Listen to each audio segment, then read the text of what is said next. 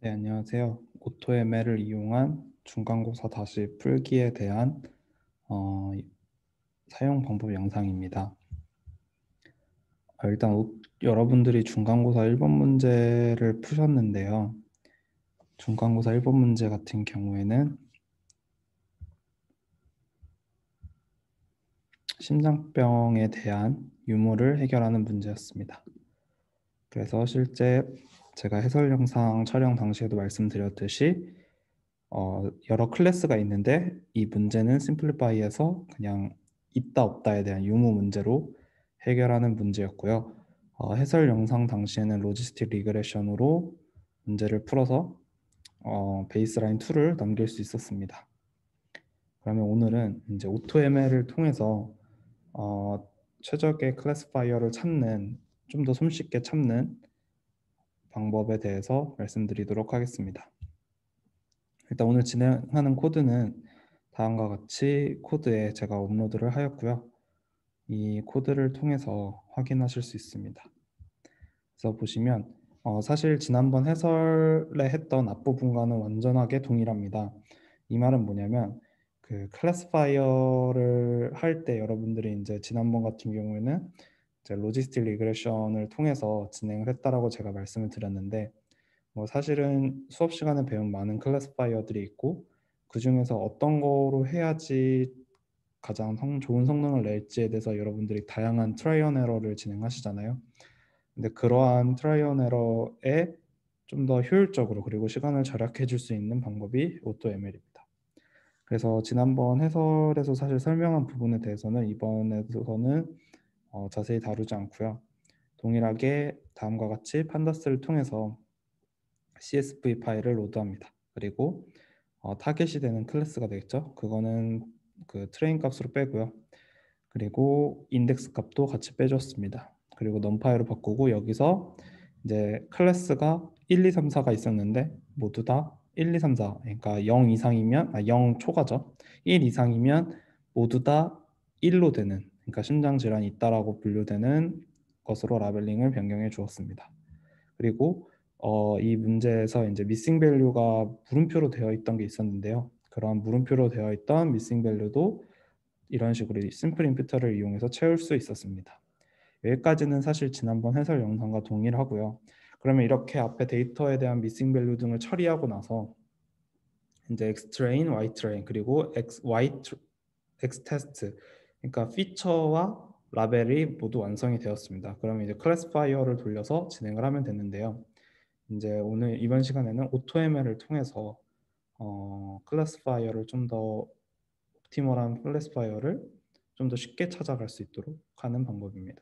그래서 캐글 노트북에서 사실 오토ML을 쓰기 위해서는 다음과 같이 설치하는 과정이 필요합니다. 그래서 저 같은 경우는 미리 설치를 진행하였는데 오토ML을 실행하기 위해서 다음과 같은 설치하는 과정을 진행해 줍니다. 그리고 이런 과정들은 사실 하나하나의 요소들을 설명드리기보다는 그냥 지금 방금 공개된 노트북을 통해서 컨트롤 C, 컨트롤 V로 그냥 따라 하시면 쉽게 하실 수 있습니다. 근데 이때 주의하셔야 될 것은 옆에 보시면 세팅에 인터넷 옵션이 있습니다. 그래서 인터넷 옵션이 켜져 있어야만 이제 외부 서버에서 다운받을 수가 있는 거거든요. 그래서 항상 만약에 잘 안 된다 하면은 가장 먼저 여기 인터넷 옵션이 켜져 있는지를 확인하시면 됩니다.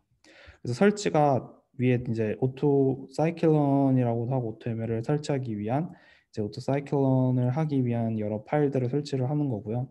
그리고 최종적으로 오토 사이클런을 설치하시면 됩니다. 그러고 나서 이제 사용 방법은 간단합니다. 그래서 오토 사이클런이라는 이제 설치했으니까요. 이 라이브러리 안에 클래시피케이션을 위한 것들을 모듈을 임포트 하셔서 이제 그걸 사용하시면 되는데요. 실제 오토사이클런도 다음과 같이 이제 매뉴얼 홈페이지, 다큐멘트 홈페이지가 있습니다. 그래서 여러분들이 사이클런이나 뭐 판다스 다큐멘트 사용하듯이 이제 이런 식으로 다양한 다큐멘트, 다양한 이그젬플 예시들이 있고요. 그래서 뭐 저희 같은 경우는 클래시피케이션을 보면은 다음과 같이 실제 클래시피케이션 하기 위해서 어떻게 사용할 수 있는지에 대한 이그젬플 코드가 나타나 있는 것도 확인할 수 있습니다. 그리고 네.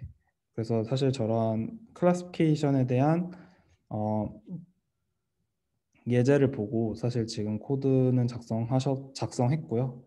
그래서 뭐 각 태스크마다 뭐 시간, 왜냐하면 사실 이게 어떻게 보면은 기존에 정해 있는 어떤 사이클론에 되어 있는 머신러닝 기법들에 대해서 여러 파라미터나 아니면 여러 가지 수, 그리드 서치 하듯이 여러 가지 경우의 수를 대입을 해서 최적의 파라미터를 찾는 방법이기 때문에 각 태스크 혹은 각 머신러닝 방법마다 제한 시간을 걸어줄 수가 있습니다. 그래서 그 제한 시간을 혹시 벗어나게 되면 이제 다음 알고리즘 혹은 다음 파라미터로 넘어가서 서치하도록 하는 거고요.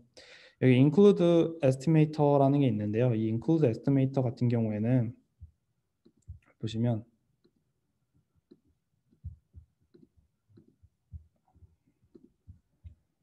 이렇게 다음과 같이 내가 원하는 머신러닝 기법들을 including estimator나 혹은 pre-processing도 같이 하네요. 그래서 including pre-processing으로 해가지고 추가해 줄 수가 있습니다. 그래서 이 including estimator 같은 경우에는 실제 GitHub 주소가 있거든요. 그래서 거기에 파이프라인의 컴포넌트를 보면 된다라고 적혀 있는데요. 실제 이게 그 오토사이클런에 대한 GitHub이고요.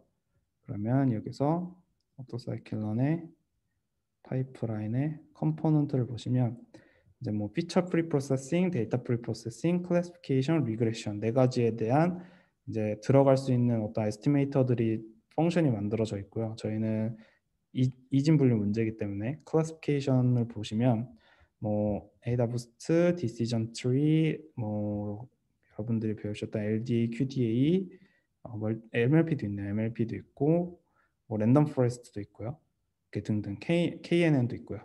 이런 식으로 몇 가지 정의가 되어 있습니다. 이 외에도 사실 뭐 예를 들어서 저희가 지난번에 이 1번 문제 같은 경우 로지스틱 리그레션으로 풀었는데 방금 보셨던 이 안에 로지스틱 리그레션은 포함되지 않습니다. 그래서 뭐 SVC도 있네, SVM, SVC도 있는데 로지스틱 리그레션은 포함이 되지 않아서 내가 만약에 로지스틱 리그레션을 추가하겠다 하면은 여기 보시면은 있습니다. 새로운 클래시파이어를 추가하는 방법에 대해서 설명도 있고요. 이번 실습에는 이제 추가적으로 로지스틱 클래시파이어를 추가해서 실험하진 않겠습니다. 그래서 다양한 방법들이 정의가 되어 있고 내가 추가할 수도 있다, 매뉴얼을 통해서. 이 정도를 말씀을 드리고요. 그러면 앞에서 보여드렸던 예제 코드를 통해서 실제 사이클론에 있는 이런 오토 사이클론 클래시파이어를 불러오고요. 거기에 내가 에스티메이터를 포함을 합니다. 그래서 수업 시간에 배웠던 것들 위주로 지금 추가를 하였고요. 이런 것들을 위주로 추가를 하고요.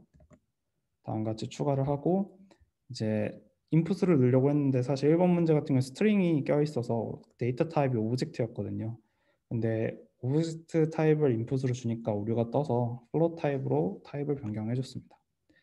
그리고 나서 이제 여러분들 하듯이 그러니까 여기서 클래스 CLS라고 명명했기 때문에 cls.fit으로 실제 X트레인과 Y트레인을 피팅을 시켜주면 됩니다. 그래서 이렇게 피팅을 시켜주고요. 근데 이제 말씀드렸듯이 이제 자동으로 여러 파라미터에 대해서 서치를 하기 때문에 시간이 조금 많이 오래 걸립니다. 그래서 조금 시간이 오래 걸리더라도 기다려 주시면 됩니다. 네, 조금 시간이 오래 걸려서 잠시 녹화를 끊었다가 진행을 하는데요. 다음과 같이 한 5분, 10분 정도면 네, 학습을 완료하는 것을 여러분도 확인하실 수 있습니다. 그러면 이제 이렇게 하면은 사실 뭐 로지스틱 리그레션, SVM, 뭐 LD, QD 다 랜덤 포레스트 다 똑같았잖아요. 그래서 똑같이 프레딕션으로 프레딕을 하고요. 그 서브밋에 있는 거를 이제 프레딕한 결과를 교체를 해줘서 제출을 하면은 사실 됩니다. 근데 이제 실제 이 AutoML이 어떤 과정으로 이루어졌는지를 좀 보고 싶잖아요. 그래서 그 CV 언더바 리절트라는 거를 다음과 같이 판다스 데이터 프레임을 통해서 실행을 하시면 실제 그 여러 서치를 한 결과들을 볼 수가 있습니다. 그래서 뭐 실제 그 트레인셋에서 일부 나눠서 테스트 스코어를 뽑기도 하고요.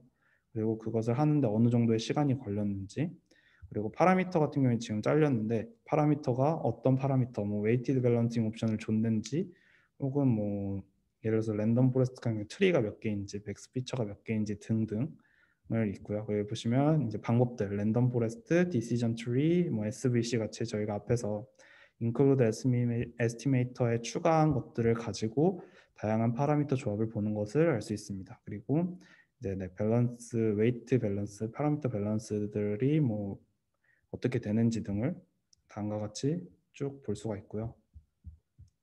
지금 여기서는 총 58개에 대한 조합에 대해서 이제 서치를 한 거죠. 가장 최적의 클래시파이어를 찾기 위해서.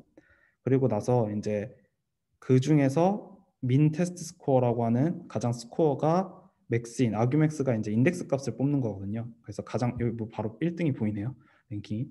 그래서 민덱스 값인 것을 뽑아서 그거에 대한 파라미터를 봐라라고 하면은 이런 식으로 실제 가장 테스트 스코어가 높았던 파라미터가 뭐 랜덤 포레스트가 되고요. 뭐 거기에 대해서 다양한 옵션들이 뭐 리프는 0이네요. 뭐 이런 식의 다양한 옵션들을 통해서 최적의 파라미터가 다음 것 같다라는 것도 확인할 수가 있습니다. 그래서 그럼 이런 것들을 이제 만들었죠, 서브밋을. 그래서 다운을 받아서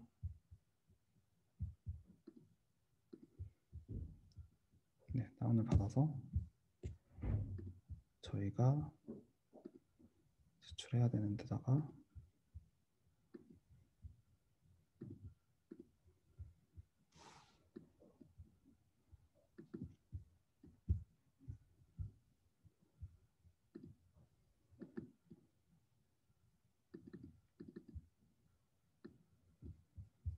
제출을 해보겠습니다.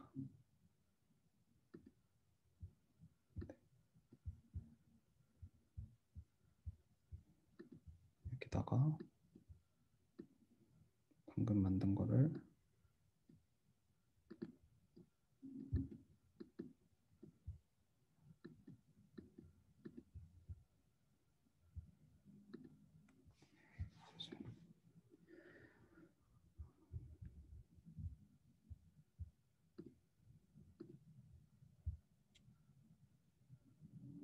방금 만든 서브밋 파일을 제출을 하겠습니다. 그래서 업로드를 하면 다음과 같이 86.885%가 나왔네요. 그러면 딱 저희 베이스라인 2에 나왔던 86.885%가 앞에서 말씀드렸듯이 랜덤 포레스트의 조합으로 만들어진 것을 확인할 수 있었습니다. 제가 지난번 해설 영상 때는 이제 로지스틱 리그레션을 통해 가지고 진행을 했었고 그때도 베이스라인 2가 86.885가 나왔는데요. 지금 오토ML을 통해서 이제 랜덤 포레스트의 최적의 어떠한 파라미터를 찾았고 그 최적의 파라미터를 통해서 제출한 결과도 보시는 것처럼 베이스라인 2의 그 스코어와 동일하게 나온 것을 확인할 수가 있었습니다. 이것으로 오토ML 사용 방법을 마치고요. 자세한 내용이나 코드들은 지금 다음과 같이 공개를 하였으니 해당 코드를 참고하시고 또 다큐멘트도 함께 참고하시면 될 것 같습니다. 감사합니다.